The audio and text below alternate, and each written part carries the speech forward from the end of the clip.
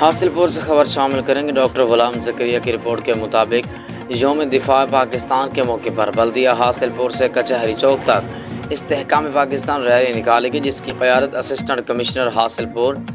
Rana Mohammad Ahmad Khan, deputy superintendent police circle Hasilpur Jam Mohammad Salim, chief officer बल्दिया Nadeem Chaudhry, SHO थाना city Abdul Waheed, Mohammad Afzal Gill साबिक MPA, अली अब्बास पीरज़ादा, मरकज़ी अंजुमन ताजान हासिलपुर के सदर Nasir Mahmood Kuchi, general secretary Rauf Chaudhry, chairman Zulfiqar Ali Qaim खानी,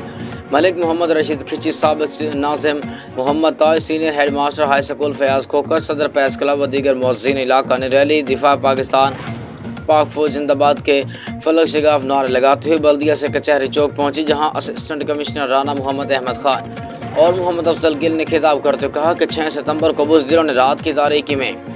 पाकिस्तान पर हमला कर दिया, लेकिन पाकिस्तान की फ़ौज ने जान पर खेलकर दुश्मन के हमले को नाकाम बना दिया और उनको दम दबाकर भागना पड़ा। लाहौर में नाश्ते का ख्वाब देखने वालों को छुपने के लिए जगह न मिली।